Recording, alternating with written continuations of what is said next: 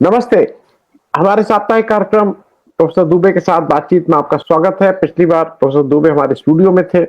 इस बार हम लोग फिर से जैसे बात करते थे वैसे ही बात कर रहे हैं। अबे भाई ये एक बताइए, एक मेरे हिसाब से ये बहुत ही गंभीर मामला है। बाकी तो जो है राजकोट में सिंधु दुर्ग में जो एक शिवाजी की मूर्ति लगी थी जिसकी हाइट 35 फीट थी। मैं इसलिए कह रहा हूँ वो गिरी, वो एक बात है, कैसे गिरी इस पे भी जांच होनी चाहिए। सरकार का कहना है वो हवा का वेग बहुत तेज था इसलिए वो गिर गई, लेकिन उसकी लागत की जब आप बात सुनेंगे वो 3,600 करोड़ रुपए की मूर्ति, 3600 करोड़ की 35 फुट ऊंची मूर्ति। उसके सामने मैं इसलिए कंपैरिजन कर दूं, उसके सामने सरदार पटेल का जो यूनिटी स्टैच्यू जिसको बोला जाता है वो 577 फीट है और उसका कुल कुल खर्चा आया था 2900 करोड़।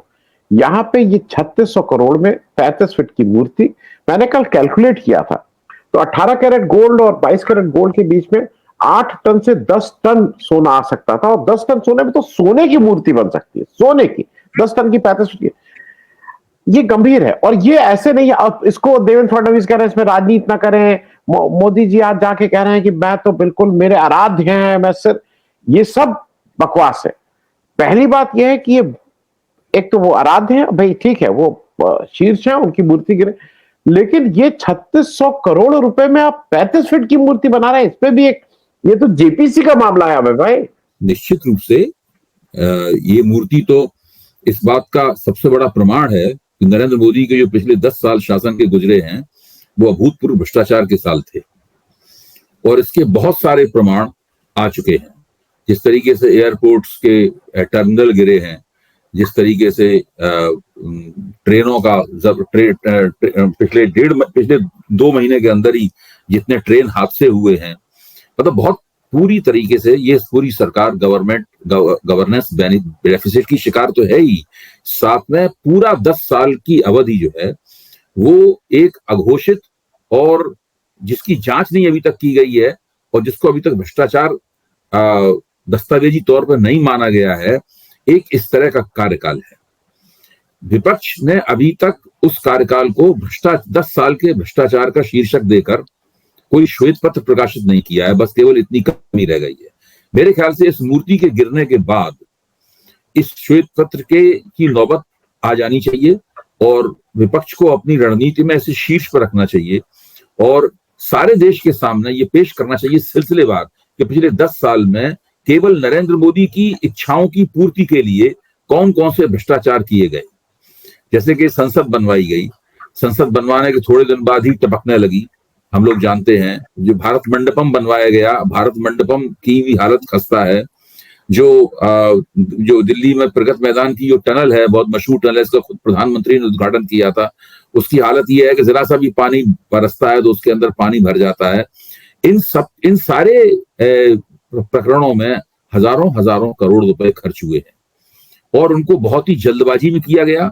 गलत सलत लोगों को उनके ठेके दिए गए, संदिग्ध लोगों को उनके ठेके दिए गए, और कुल मिलाकर ये पूरी कहानी एक अभूतपूर्व भ्रष्टाचार की कहानी है। कांग्रेस सरकार जब बदनाम हुई थी भ्रष्टाचार विरोधी आंदोलन में, तो उसमें बार बार चर्चा होती थी कि जो कॉमनवेल्थ गेम्स हुए हैं, जो राष्ट्रमंडलीय खेल हुए हैं, उसमें भ्रष्टाचार हुआ है। वो निश्चित रूप से भ्रष्टाचार हुआ था, इसमें कोई शक नहीं। मैं व्यक्तिगत रूप से इस बात को जानता हूं, ठीक है, लेकिन ये जो हुआ है ये भी एक भ्रष्टाचार का बहुत बड़ा उदाहरण है। अब इसमें तो ये भी है कि भाई प्रधानमंत्री उस मूर्ति का, शिवाजी की मूर्ति का अनावरण करने के लिए गए तो कितने करोड़ रुपए में 2 हेलीपैड बनाए गए, फिर पूरे इवेंट मैनेजमेंट में कितना रुपया खर्च हुआ। आप इससे अंदाजा लगाइए कि दरअसल ये लोग अपनी शान शौकत दिखाने के लिए, अपना राजनीतिक रुतबा बुलंद करने के लिए क्या क्या नहीं करते और जनता का पैसा कितनी बेदर्दी के साथ बर्बाद किया जाता है। जी जी, मैं एक और चीज अबे भाई आपसे शेयर कर लूं। सोचिए ये सारा कुछ बीजेपी सरकार में, उन्हीं की मतलब बीजेपी रूल्ड स्टेट थी, उन्होंने बजट पास किया 3700 करोड़ का, उन्होंने ने बनवाया। मतलब अगर ये आज की तारीख में खुदा ना खास्ता किसी ऑपोजिशन रूल्ड स्टेट में हो रहा होता तो मालूम नहीं क्या हो रहा होता देश में। लेकिन इससे जुड़ा हुआ एक दूसरा मामला भी, एक मैं उसको दिलचस्प इसलिए मान रहा हूं कि राहुल गांधी ने कल कहा है कि वो भारत डोजो यात्रा अब शुरू करने जा रहे हैं, और वे उसको अगर आप ध्यान से पढ़िए तो बहुत दिलचस्प है। वो कह रहे हैं कि मैं भारत न्याय यात्रा जो नंबर 2 थी जोड़ो यात्रा, उसमें मैं हर जगह जहां रुक रहा था मैं इस तरह का एक्सपेरिमेंट कर रहा था, लोगों बच्चों से मिल रहा था, उनको मार्शल आर्ट सिखा रहा था। खुद वो सिद्धस्थ ब्लैक बेल्ट और ब्लू बेल्ट के लेवल के खिलाड़ी हैं, और वो कहते हैं, जब वो एक बड़ी बात ये कहते हैं कि ये इससे मैं नॉन वायलेंस की बात करते हैं। वो ये कहते हैं कि ये सेल्फ डिफेंस का हथियार है, ये ऑफेंस का हथियार नहीं है। और उन्होंने एक जो सबसे मूल बात कही, उन्होंने कहा कि जो ये खेल है, जो आत्मरक्षा वाला जो खेल वो है जुजुत्सु और क्या क्या, इसमें वो कहते हैं कि इसमें जो सबसे बड़ी बात सीखने की है कि हार और जीत दोनों में आपको समान रहना है।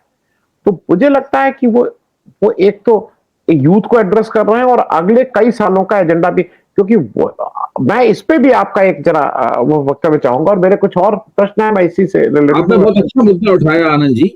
थोड़ी बहुत जानकारी जापानी मार्शल आर्ट्स के बारे में मुझे भी है, और मैंने एक विषय में एक जमाने में बहुत दिलचस्पी रखता था, और मैंने इसके बारे में पढ़ा भी है और लिखा भी है। जैसे जूडो है, तो जूडो शब्द जो है, हम लोग जूडो कहते हैं, तो जूडो शब्द का ही मतलब है आसान रास्ता। अच्छा, हाँ, जूडो शब्द का मतलब ही आसान रास्ता। जूडो एक ऐसी मार्शल आर्ट है जिसे कोई व्यक्ति आक्रमण के लिए इस्तेमाल नहीं कर सकता। हाँ, उसके ऊपर अगर आक्रमण हो तो वो आक्रमणकारी के वजन और उसकी जो गति है उसका इस्तेमाल करके उसको पराजित अवश्य कर सकता है और अपनी आत्मरक्षा कर सकता है। और राहुल गांधी जो कुछ भी कह रहे हैं, चाहे वो एकोडो हो, चाहे वो जुजुत्सु हो, चाहे वो जूडो हो, दरअसल ये बौद्ध भिक्षुओं द्वारा विकसित की हुई कलाएं हैं। क्योंकि बौद्ध भिक्षु बहुत लंबी लंबी दूरी की एक प्राचीन काल में यात्राएं किया करते थे, और रास्ते में उन्हें गुंडे बदमाशों का और लुटेरों का खतरा रहता था, तो आत्मरक्षा करने के लिए उन्होंने ये युद्ध कलाएं विकसित की थी। और चूंकि वो बौद्ध थे और बौद्ध जो है अहिंसा उनके लिए एक अनिवार्य होता है, इसलिए ऐसी बौद्ध कलाएं थी जिनके अंदर हिंसा का कोई स्थान नहीं है। तो राहुल गांधी ने जो चुना है वो नैतिक दृष्टि से भी उत्तम है और राजनीतिक दृष्टि से अत्यंत प्रभावी है। राजनीतिक दृष्टि से अत्यंत प्रभावी इसलिए है कि भारत के युवकों में इन मार्शल आर्ट्स के प्रति गहरी दिलचस्पी है। ये दिलचस्पी अभी से नहीं है, कम से कम पिछले 40-50 साल से मैं इस दिलचस्पी को देख रहा हूँ। कोई भी नौजवान इन चीजों के बारे में सर्च करता है, चीजों के बारे में पढ़ता है, इनकी ऊपर अगर फिल्में आती हैं तो फिल्में सुपरहिट होती हैं, ये स्थिति है। तो राहुल गांधी चाहते हैं कि उनकी उंगलियां इस देश के नौजवान की नब्ज पर, और इन नौजवानों में नवयुवतियां भी शामिल है। हम लोग यूथ कहते हैं तो हमारे सामने एक स्टीरियोटाइप खड़ा हो जाता है, एक पुरुष युवक का मतलब, लेकिन उसमें युवतियां भी शामिल, और वो जो उनकी उंगलियां उसकी नब्ज पर है। अब यहीं से बात शुरू होती है कि जो यूथ फोकस है राहुल गांधी का, अगर यूथ फोकस को किसी तरीके से वो नौकरियों के सवाल से जोड़ दें, जो वो जोड़ने की कोशिश कर रहे हैं, नौकरियों के सवाल से जोड़ दें, आर्थिक प्रश्नों के साथ जोड़ दें कि सारा भारत का युवा है वो नौकरियों की कमी कारण दुखी है, उसकी आमदनी घट रही है लगातार। अब आज के ही भास्कर में आप देखिए, पहले पन्ने पर विस्तार से खबरें छपी हैं कि किस तरीके से एक खबर छपी है जो बताती है कि किस तरह भारत में बड़े पैमाने पर उनकी वृद्धि हो रही है, अरबपतियों की वृद्धि हो रही है, और दूसरी तरफ जो साधारण लोग हैं उनकी आमदनी बढ़ने की रफ्तार बहुत कम है या आमदनी घट रही है उनकी, वो सब लोग पूरी तरह महंगाई और बेरोजगारी से परेशान है। जैसा कि अभी अंतर्राष्ट्रीय मुद्रा कोष की जो डिप्टी मैनेजिंग डायरेक्टर हैं, जो भारतवंशी हैं, गीता गोपीनाथ, दिल्ली में उन्होंने एक भाषण दिया, उस भाषण में निर्मला सीतारमण भारत की वित्त मंत्री भी मौजूद थी। गीता गोपीनाथ ने स्पष्ट रूप से कहा कि अगले 6 साल में, यानी इस वक्त 2024 चल रहा है, 2030 तक भारतीय अर्थव्यवस्था को कम से कम 6 करोड़ नौकरियां पैदा करनी होंगी, 60 मिलियन जॉब्स पैदा करने होंगे, ये उन्होंने कहा। फिर बाद में प्रोफेसर अरुण कुमार ने और प्रोफेसर संतोष मेहरोत्रा ने और विजय महाजन ने जो रोजगार के ऊपर वर्कशॉप किया, उसमें उन्होंने कहा कि 6 करोड़ ये कम करके बता रही है सरकार, दरअसल नौकरियां 10 करोड़ पैदा करनी है। चाहे 6 करोड़ का आंकड़ा हो या 10 करोड़ का आंकड़ा हो, किसी भी अर्थव्यवस्था द्वारा 6 साल की अवधि में इतनी नौकरियां पैदा करना बहुत बड़ा काम है, बड़ा भागीरथ प्रयास उसे करना होगा इतनी नौकरियां पैदा करने के लिए। भारतीय अर्थव्यवस्था की मौजूदा जो औकात है नौकरियां पैदा करने के सिलसिले में, वो मुश्किल से 40 से लेकर 42 लाख रोजगार पर प्रतिवर्ष की है, जबकि वो पूरी क्षमता से काम करे। आप इससे अंदाज लगा सकते हैं कि रोजगार बेरोजगारी एक कितना बड़ा टाइम बम है जो लगातार टिक टिक कर रहा है, और जब वो फटेगा तो नरेंद्र मोदी की कुर्सी, उनकी सरकार वगैरह सबके परच्छे उड़ जाएंगे। और ये इसमें सीधा प्रभावित होता है नौजवान। मैं तो अभय जी, मैं एक इसका डायमेंशन और देखता, जब मैं इसको देख रहा था तो मुझे लगा कि बहुत, मैं शब्द नहीं यूज करना चाहता था, बहुत ही इंटेलिजेंटली मेड ये है। देखिए ऐसा है कि राहुल गांधी दो तरह से इस बात कर रहे हैं। एक तो ट्रेडिशनली नेता क्या है भाई, जाइए मंच लगाइए भाषण दीजिए। अब एक ही भाषण रोज रोज वही जाति तोड़ो उसके नया तो कुछ लाना होगा। दूसरा ये है कि इससे जुड़ाव भी होगा, संवाद भी होगा। और इनडायरेक्टली मुझे ये लग रहा है कि वो सीधे सीधे मोदी जी को चैलेंज कर रहे हैं। मोदी जी वर्ल्ड योगा दिवस मनाते हैं, जो सरकारी पैसे पे सारे लोगों को एक जगह लाके कि भाई आप योगा करिए। वो मन की बात करते हैं जिसपे वन वे कम्युनिकेशन है। तो मुझे लग रहा है कि कहीं ना कहीं वो एक स्पेस है, उसको राहुल गांधी बहुत तेजी से कवर करते जा रहे हैं, क्योंकि वो खाली स्पेस है इस समय। तो इस पे भी एक छोटी टिप्पणी। नहीं, आप बिल्कुल ठीक कह रहे हैं। मुझे नहीं लगता है कि पिछले 6 महीने से राहुल गांधी ने कोई गलती की है। 6 महीने क्या, मैं मान लेता हूं जो पहली भारत जोड़ो यात्रा थी उस वक्त से लेकर अभी तक हम लोग भले ही उसको पहचानने में हमारी कमी रही हो, तो या हम ठीक से समझ नहीं पाए हो उसका महत्व, मैं खुद अपनी भी कमी स्वीकार करने के लिए तैयार हूं। मेरा मानना यह है कि राहुल गांधी ने राजनीति की जो भारत जोड़ो यात्रा से जो पहलकदमी शुरू की है, उससे उनको कोई भी उन्होंने गलती नहीं की है। देखिए, भारतीय जनता पार्टी का नरेंद्र मोदी के नेतृत्व में जो उभार हुआ और उसका जो प्रभुत्व बना सारे देश के अंदर, उससे कांग्रेस सिकुड़ती चली गई और कांग्रेस काफी सिकुड़ गई थी। इसलिए एक ये मानना कि एक ही बार में कांग्रेस का पूरा उत्थान हो जाता है, ये बात ठीक नहीं थी। तो कांग्रेस का उत्थान शुरू हो गया है और अब कांग्रेस के हलकों में भी इसकी चर्चा होने लगी है। बिल्कुल वो लोग एक नई कांग्रेस बनाने की तरफ जा रहे हैं। जो लोग कांग्रेस छोड़ के इस बीच में चले गए, भारतीय जनता पार्टी के प्रवक्ताओं की सूची देखें तो उसमें कांग्रेसी ही भरे हुए हैं जो कांग्रेस छोड़ के गए हैं। उत्तर पूर्व में जितने भी मुख्यमंत्री हैं वो ज्यादातर भारतीय जनता पार्टी के कांग्रेस से ही आए हुए हैं, चाहे हेमंत बिश्व शर्मा हो, चाहे त्रिपुरा के मुख्यमंत्री हो या मणिपुर के मुख्यमंत्री हो। तो भाजपा काफी पुराने पूर्व कांग्रेसियों से भरी हुई है। ये जब जैसे जैसे कांग्रेस का उत्थान होगा, ये लोग सब कोशिश करेंगे, सब अवसरवादी है ना, तो ये सब लोग कोशिश करेंगे कि कांग्रेस में वापस जाएं। मुझे नहीं लगता कि राहुल गांधी इनको कांग्रेस में वापस लेंगे। ये लोग, अब कांग्रेस में इनका स्वागत नहीं है। गुलाम नबी आजाद का भी कांग्रेस में स्वागत नहीं है, किसी का भी। अब कांग्रेस नई कांग्रेस बनेगी, एक ऐसी कांग्रेस बनेगी जिसकी नुमाइंदगी दरअसल लोकसभा चुनाव में जो उन्होंने घोषणा पत्र जारी किया था, उसकी बौद्धिक नुमाइंदगी वो घोषणा पत्र करता है। मैं बस एक चीज ऐड करके आगे बढ़ जाऊं। गुलाम नबी आजाद मैंने पहली बार देखा, जब चुनाव आता था तो मैं जितने नेताओं को जानता हूं सबकी बीमारी दूर हो जाती थी। गुलाम नबी आजाद मुझे पहले नेता मिले हैं जिनकी बीमारी आ गई है, उनको चुनाव आते ही वो कह रहे हैं मैं बीमार हूं, मैं नहीं कर पाऊंगा। खैर, मैं एक चीज और बहुत एक मतलब काफी रोचक है, स्मृति ईरानी जब राहुल गांधी की प्रशंसा करती हैं तो ये कुछ लोग कह रहे हैं उनका फ्रस्ट्रेशन है, उनको लिया नहीं गया इसलिए वो गुस्से होकर कह रहे हैं। कुछ लोग कह रहे हैं कि नहीं, वो वेलविशर है बीजेपी की, वो आईना दिखाने की कोशिश कर रहे हैं कि सुधरो, नहीं तो वो। आप इसको कैसे देख रहे हैं? देखिए, मुझे तो लगता है कि स्मृति ईरानी बहुत अंदर से नाराज हैं, बहुत आहत है, और उनकी नाराजगी भाजपा के खिलाफ है, उनकी नाराजगी संघ के खिलाफ है, उनकी नाराजगी नरेंद्र मोदी के खिलाफ है। देखिए, उन्होंने राहुल गांधी को पिछला चुनाव हराया था 2019 का जी, और वो भाजपा की नायिका जो एक बड़ी बात थी, और जो एक बड़ी बात बहुत बड़ी बात थी, वो भाजपा की नायिका बन गई थी। आज स्थिति यह है कि वो उम्मीद कर रही थी कि अमेठी से चुनाव हारने के बाद उनका पुनर्वास किया जाएगा। उनका पुनर्वास नहीं किया गया। जो राज्यसभा की लिस्ट सूची आई उसमें उनका नाम नहीं था, वो इंतजार करती रही। देखिए, वो राज्यसभा की सूची आने के पहले उन्होंने कोई वक्तव्य नहीं दिया था। अच्छा, उन्होंने महसूस किया कि उनका लगता है उन्हें पार्टी के अंदर भी उनका पुनर्वास नहीं होगा, उनको जनरल सेक्रेटरी या उपाध्यक्ष वगैरह ऐसा कुछ नहीं बनाया जाएगा, क्योंकि इस वक्त तो पूरी भाजपा फ्लक्स में है। पूरी भाजपा को पता नहीं है कि उसका नया अध्यक्ष कौन होगा और वो किस हद तक राष्ट्रीय स्वयंसेवक संघ के आदेशों को मानेगा और नरेंद्र मोदी और अमित शाह के आदेशों को ठुकराएगा। मुझे तो पक्का यकीन है कि नया अध्यक्ष होगा वो मोहन भागवत के दी हुई आचार संहिता पर अमल करेगा, और उस आचार संहिता में स्मृति ईरानी जैसे व्यक्तियों की, ऐसे नेताओं की तो कोई जगह है नहीं। तो भाजपा में स्मृति ईरानी का भविष्य अब पूरी तरह अंधकारमय प्रतीत होता है। मैं गलत हो सकता हूं, हो सकता है नरेंद्र मोदी को अचानक लगे कि भाई इनका पुनर्वास किया जाना चाहिए, इन्होंने मेरी बड़ी सेवा की है, इन्होंने पार्टी की बड़ी सेवा की है, इन्होंने सरकार की बड़ी सेवा की है, और राहुल गांधी को हरा के उन्होंने एक बड़ा तीर मारा था। लेकिन आज की स्थिति में भी यही लगता है कि स्मृति ईरानी का भाजपा में भविष्य अंधकारमय है। इसलिए ये जो उन्होंने वक्तव्य दिया है, दरअसल मन में जो उनकी पीड़ा है, उस पीड़ा की अभिव्यक्ति है ये वक्तव्य, और हो सकता है कि कोई नई पेशबंदी कर रही है।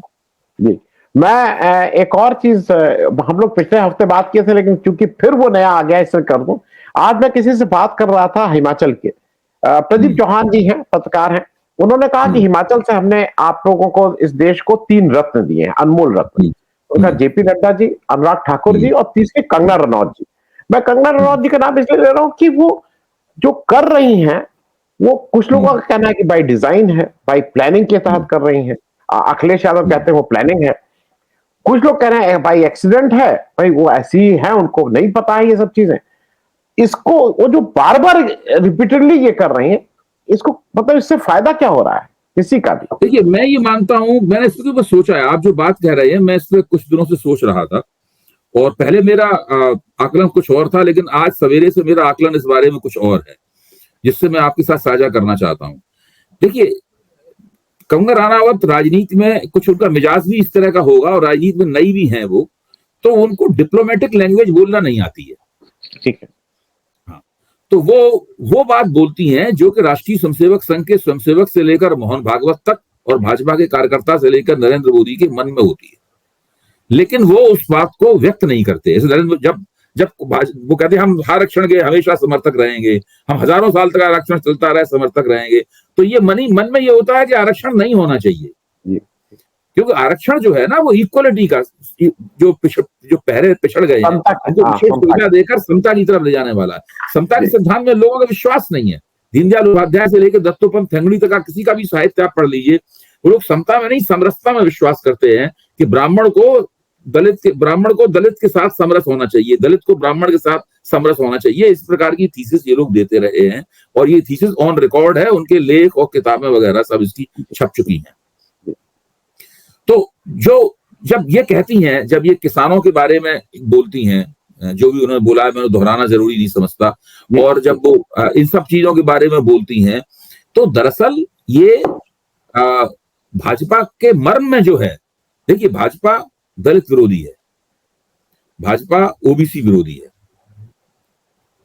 वो एक ऐसे हिंदू यूटोपिया की कल्पना करती है जिसमें सब लोग हिंदू होंगे, और उसके लिए कोई प्रयास नहीं करना चाहती। जाति को तोड़ने के लिए, जाति के खिलाफ संघर्ष करने के लिए कोई समाज सुधार का आंदोलन नहीं चलाना चाहता, कोई प्रयास नहीं करना चाहते।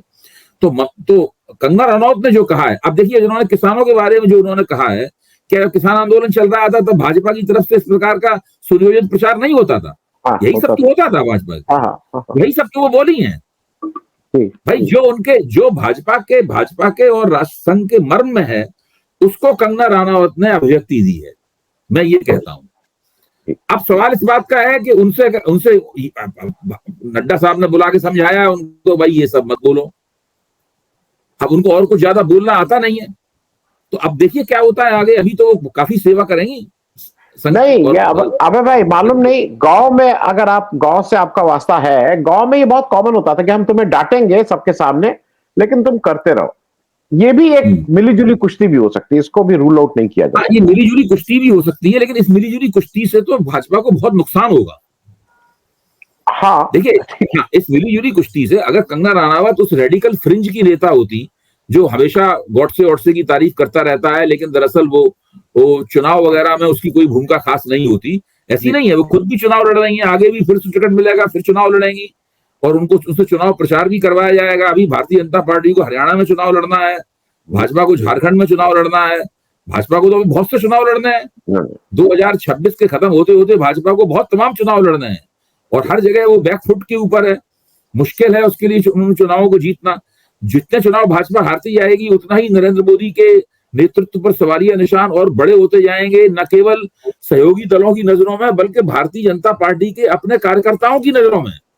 देखिए, जब नेता कमजोर होता है, नेता के दावे गलत साबित होते हैं, तो भले कार्यकर्ता कहे ना, लेकिन कार्यकर्ताओं के मन में तो बात उठती है कि भाई ये क्या हो रहा है। सबसे बड़ा नुकसान तो पहले पार्टी के भीतर होता है, जनता में तो नुकसान वो देर में पहुंचता है, जनता में तो फिल्टर होकर नुकसान देर में पहुंचता है। पहले तो आपकी पार्टी के कार्यकर्ताओं में होता है, फिर आपके सहयोगी दल आपको शक की निगाह से देखने लगते हैं, आपकी क्षमताओं को। बाद में जनता नाराज हो जाती है और वोट आपके खिलाफ कर देती है। ये पूरी एक प्रक्रिया है जी। अब एक और चीज है, और वो थोड़ा सेंसिटिव इसलिए है कि एक खराब घटना होती है, रेप की घटना हमारे उत्तर प्रदेश में होती है, महाराष्ट्र में बदलापुर में होती है, और एक कलकत्ता का जो आरजी कर मेडिकल कॉलेज का है वो बहुत इश्यू चल रहा है। वहां का जो बदलापुर को लेके जब महाराष्ट्र के नेता वो उद्धव ठाकरे आखिर एक रैली करना चाहते थे, हाईकोर्ट उनको इजाजत नहीं देता है। लेकिन यहाँ पे बंगाल के केस को सुमोटो सुप्रीम कोर्ट ले लेता है, सीबीआई जांच, एसआईटी सब बना देता है, लोग गिरफ्तार हो गए हैं, जांच चल रही है। आज उसके बाद वहां पे एक बंद का आयोजन होता है और जिसमें ममता बनर्जी का इस्तीफा मांगा जा रहा है। बेसिकली कोशिश ये हो रही है कि किसी भी तरह से वहां प्रेसिडेंट रूल लग जाए, जिससे ये हम सबको दिखा सकें कि अगर तुम भले ही जीत के आ जाओगे लेकिन हम तुम्हें चलने नहीं देंगे। और इसमें जो सबसे सरप्राइजिंग चीज मुझे ऐसी लगी कि द्रौपदी मुर्मू जी जो राष्ट्रपति हैं उनको भी इसमें उतारा जा रहा है, और वो भी सेलेक्टिव होकर बोल रही। अगर आज राष्ट्रपति मुर्मू जी बदलापुर भी बोलती, उत्तर प्रदेश भी बोलती, वहां भी बोलते, तो लगता कि हाँ सही में उनके मन में दर्द है। केवल बंगाल को उठा के उनके मन में दर्द है, बाकी जगह वो चुप है। मैं इस पे चाहूंगा कहां पे ले जा रहे हैं लोग इस देश को। देखिए, इन्होंने हर चीज का राजनीतिकरण कर दिया है। देखिए, जो सत्ताधारी पार्टी होती है वो बहुमत में होती है, वो राष्ट्रपति भी वही सप्लाई करती है, उपराष्ट्रपति भी वही सप्लाई करती है, सदनों के सभापति भी उसी की तरफ से जाते हैं, विधानसभाओं के स्पीकर भी उसी की तरफ जाते हैं। लेकिन उम्मीद ये की जाती है, और अतीत में होता भी ऐसा रहा है, कि इन पदों पर बैठे हुए लोग दलगत राजनीति से कुछ ऊपर उठ जाते हैं। ऐसी बात नहीं कि वो भाजपा के प्रति हमदर्दी उनके मन में समाप्त हो जाती हो, लेकिन दलगत राजनीति से उन्हें ऊपर उठ जाना चाहिए, और अतीत में उठते भी रहे हैं दलगत राजनीति से ऊपर। यहाँ क्या है कि ये बड़े बड़े पदों पर, बड़े बड़े संवैधानिक पदों पर बैठे हुए लोग पार्टी कार्यकर्ता की तरह आचरण करते हुए नजर आते हैं।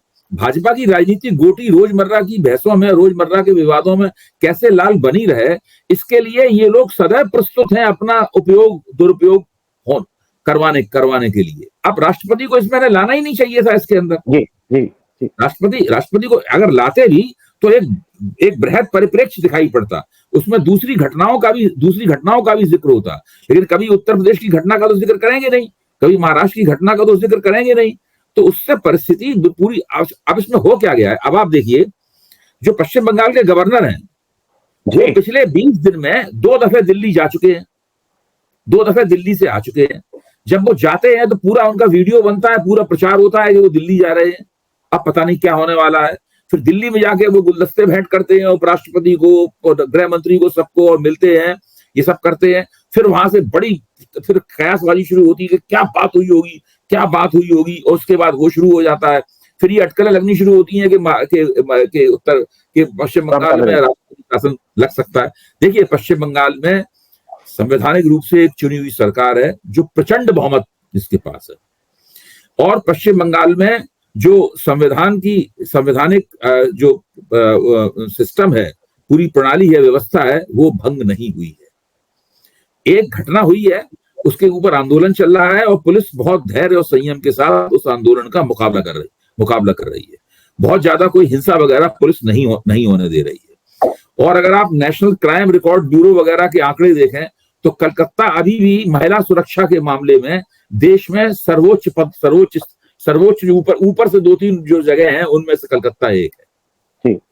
कलकत्ता मतलब उत्तर प्रदेश की किसी जगह से यार वो उस तरह से नहीं है कलकत्ता, तो वो बहुत है। तो वहां पे इस तरीके से जो बात कही, ये ठीक है, बहुत बड़ी। इसके लिए ममता बनर्जी को जितना कटघरे में खड़ा किया जाए उतना ठीक है, जितनी उनकी आलोचना की जाए उतना ठीक है। मैं इस बात से पूरी तरह सहमत हूं। और विपक्षी दल के तौर पर भाजपा को पूरा आंदोलन चलाने का भी हक है, कांग्रेस को भी हक है, सीपीएम को भी हक है। मैं कहना यह चाहता हूं कि मुद्दे 3 हैं। एक मुद्दा है कि जो स्वास्थ्य कर्मी है उनकी सुरक्षा कैसे सुनिश्चित की जाए कार्यस्थल पर, अस्पतालों में। दूसरा मुद्दा यह है कि महिलाओं के खिलाफ जो आमतौर पर हिंसा और यौन हिंसा होती है उसको कैसे नियंत्रित और किसकी रोकथाम कैसे की जाए, और दोषियों को कैसे जल्दी से जल्दी और कड़ी से कड़ी सजा दी जाए।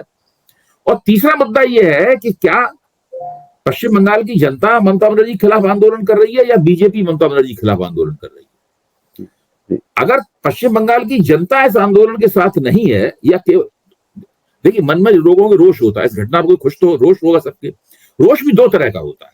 एक रोष ये होता है कि आप घर में बैठे हुए हैं और आप बहुत नाराज हैं, बहुत नाखुश हैं, सोच रहे हैं कि इस बार वोट नहीं देंगे। एक तो रोष ये है। दूसरा रोष ये है कि रोष इतना बढ़ गया है कि आप पॉलिटिकल एक्शन में उतर आते हैं, नीचे सड़क पे निकल आते हैं। मेरा मानना यह है कि बीजेपी तमाम कोशिश करने के पश्चात बावजूद ये दूसरे किस्म का रोष जो है ना, ये पैदा नहीं कर पाई है। मैं ये नहीं कह रहा हूं कि ऐसा रोष पैदा नहीं होना चाहिए, मैं कौन होता हूं ऐसा कहने वाला। जनता अगर नाराज होगी तो अपनी नाराजगी व्यक्त करेगी।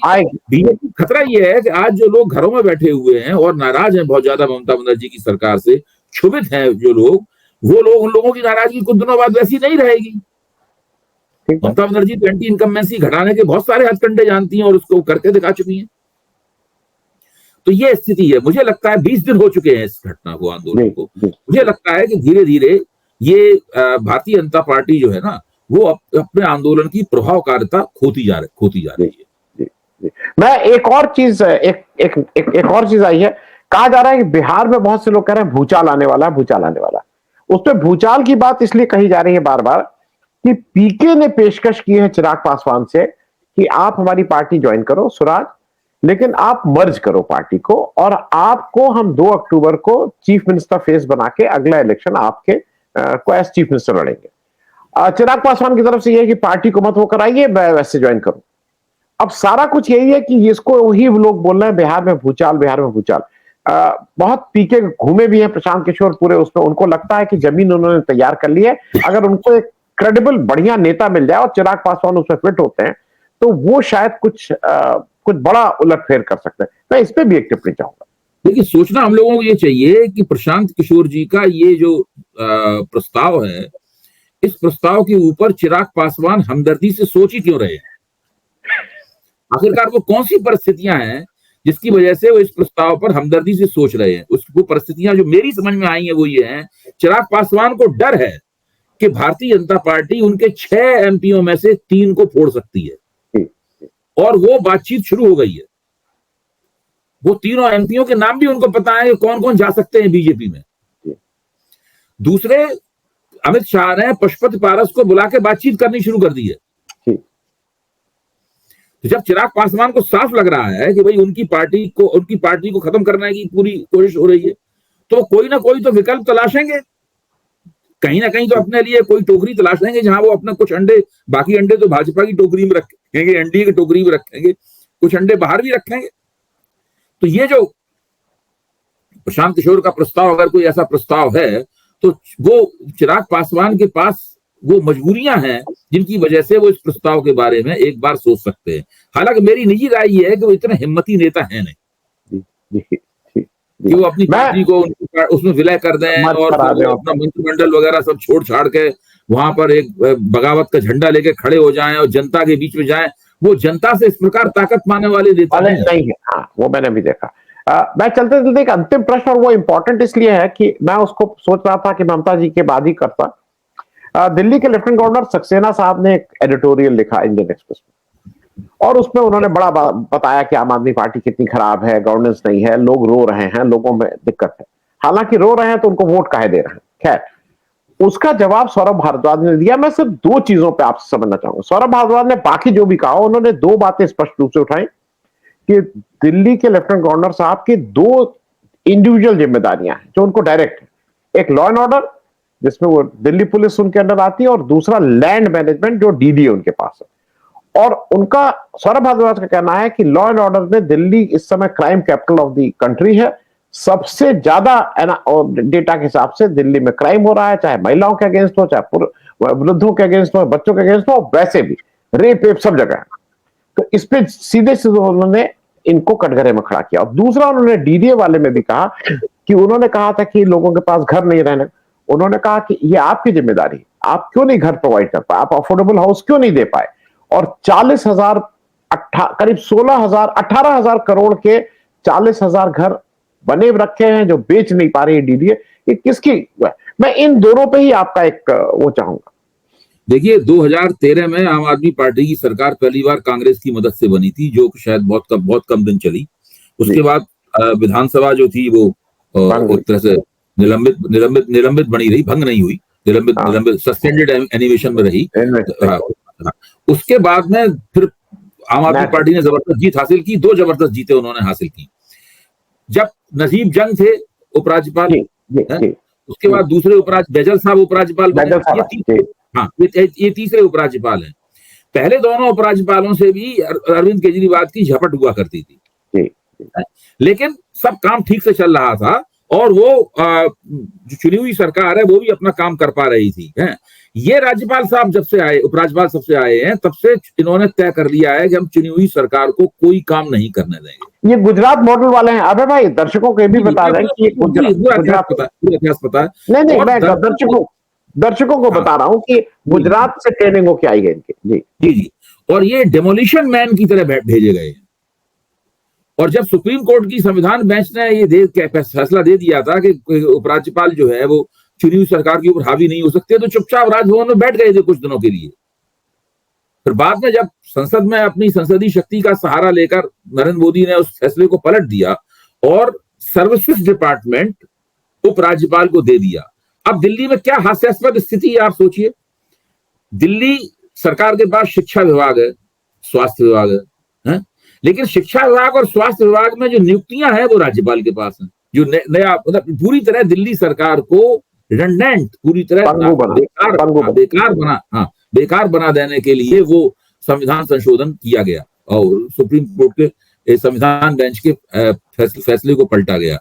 अब ऐसी स्थिति बनी। इसी तरह के अनाप शनाप अधिकार उन्होंने जम्मू कश्मीर के उपराज्यपाल को दे दिए, क्योंकि वो जानते हैं कि वहां पे वो जीतने वाले नहीं है। वो जानते हैं कि दिल्ली में भी वो जीतने वाले नहीं है, ना दिल्ली में जीतने वाले हैं ना कश्मीर में जीतने वाले हैं। इसलिए बाई प्रॉक्सी उपराज्यपाल के जरिए वो इन दोनों जगहों पर, दोनों केंद्र शासित प्रदेशों पर शासन करना चाहते हैं। तो ये स्थिति एक ऐसी स्थिति है जिसके ऊपर जब भी केंद्र में सरकार बदलेगी और ये लोग हटेंगे केंद्र की सरकार से, तब नई सरकार को इस सवाल के ऊपर विचार करके इसका एक स्थायी समाधान खोजना पड़ेगा। जी।